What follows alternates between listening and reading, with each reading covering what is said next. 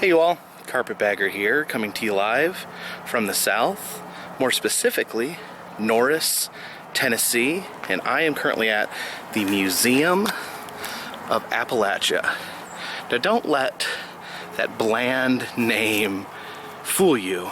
And you know, Museum of Appalachia doesn't sound very exciting. Sounds like it might just be your run-of-the-mill heritage museum. And there's a lot of heritage here. Some old barns back there, some old farming equipment, plenty of quilts. But this museum is actually one of my favorite attractions of all time.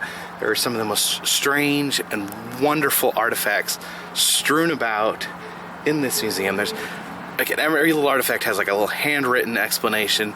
It's one of those, it's like this museum itself is like one big piece of folk art.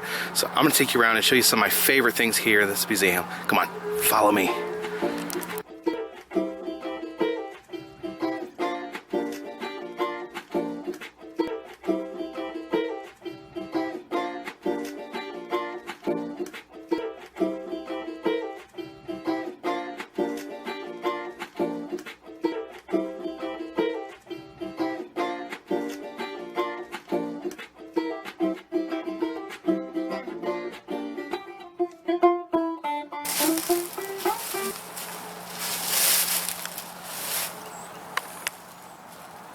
Pills, tonic, and music.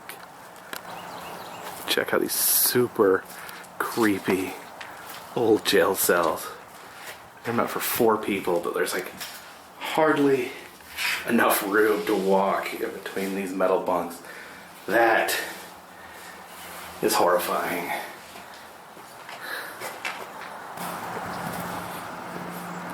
Someday, I hope to make it into the Appalachian Hall of Fame.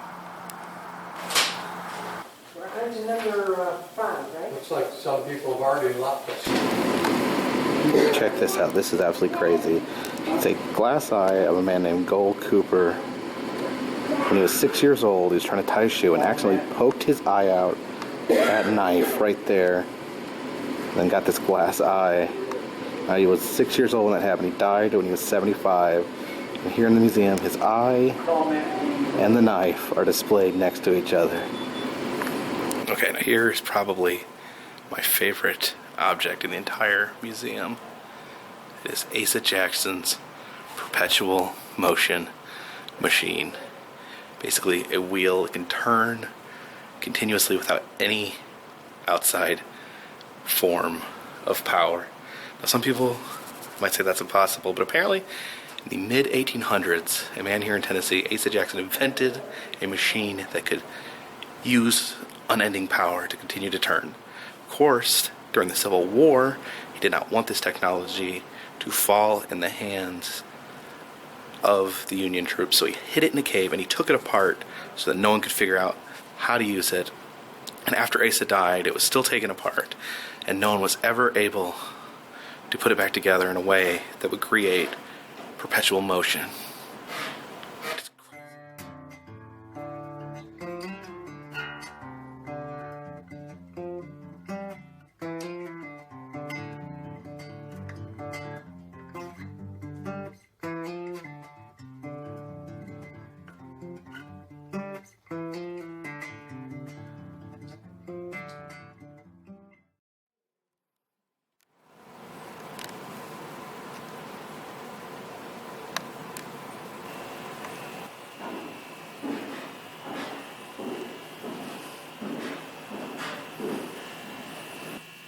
Now check out some of these cool old banjos. You got the banjo made from a can of ham or a ham joe. Got that banjo made out of a hubcap. And then that banjo has a tail. There is a fiddle made out of a jawbone. Not sure what animal that is. Maybe a horse?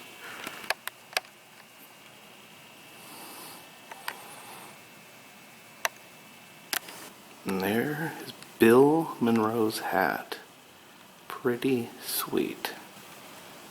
Yeah, just look at some of these guitars.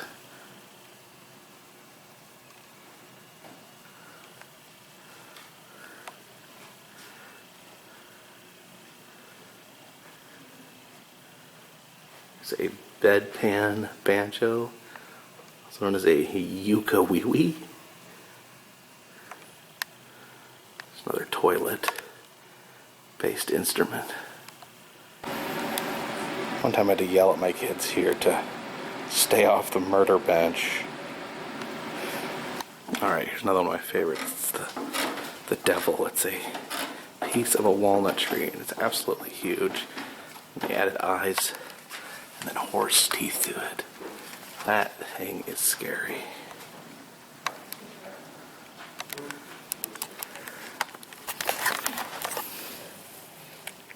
And there it is.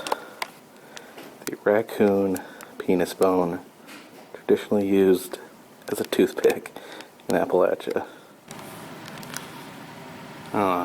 Quilts. Wait a minute. Murder quilt? There's a collection of false teeth. That right there is an angel crown. Apparently they're little twists of feathers found inside the feather pillows of dead children. I used to have a whole collection of them right here, but it appears to be missing.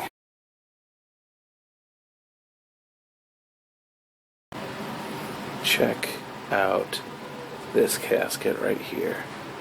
It's a metal sarcophagus where there's actually a window where you can see the dead person's face. Of course, that's too ghoulish. I got a cover here that'll take care of that for you.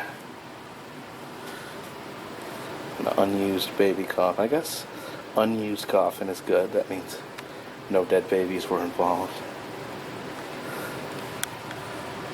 Got some charming pictures of dead children here. That's nice. And a tool chest made from a child's coffin. Nice.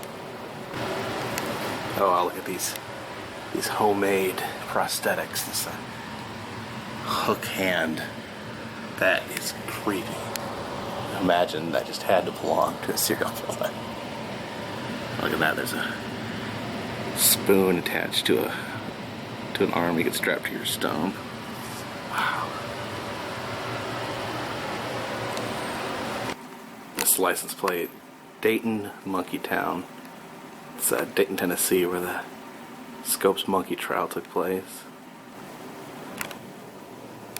There's a mat made from 37,500 cigarette packs. Just love some of the names on these artifacts. Bear, made by one-handed bear hunter.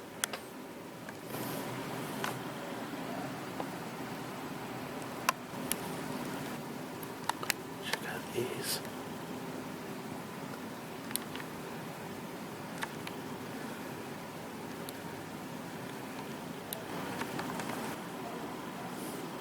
Wait a minute. What the? Ugh. Alright, this is Minnie Black, the famous gourd artist. This is her self-portrait made in the medium of gourds. Alright, now here's Minnie Black's gourd art.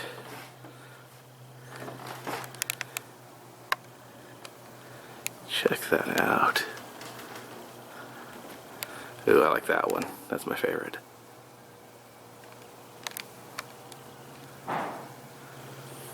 Here we have the collection of Cedar Creek Charlie, known for painting everything he owned red, white, and blue. Oh, look at that.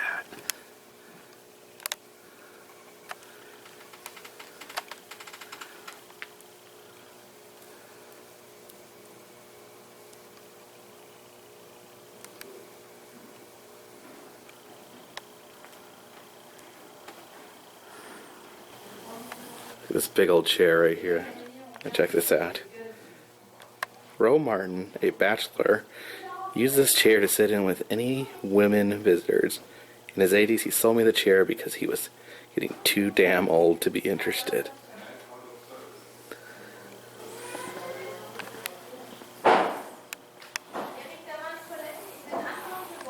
Some billy clubs and shackles and balls and chains.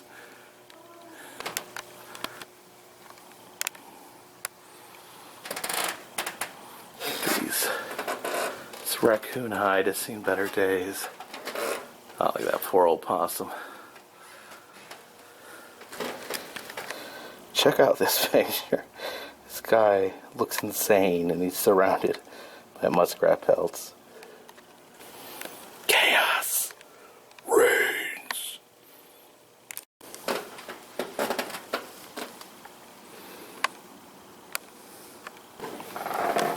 The sheer immensity of these collections is staggering. I mean, look at all those horse bits. That is an excessive amount of horse bits.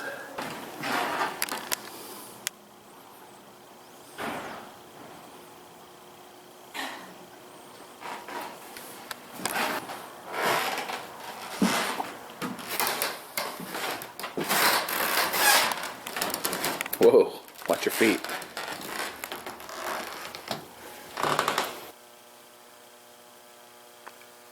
It's the hat of Felix Brizel, the man that staged his own funeral so that he could go to it and see what people would say.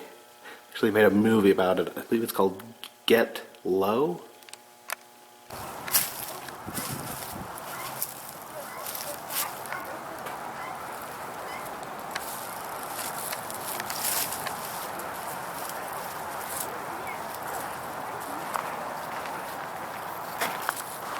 Alright, over here we have the section with all the restored cabins.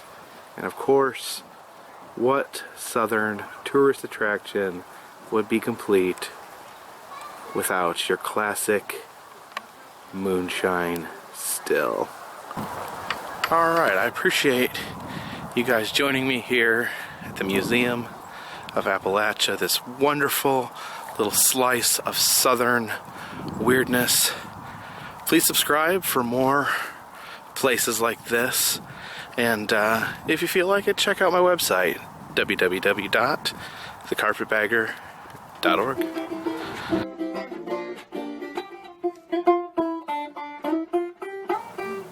Oh, look at that. It's Tennessee Williams sundial.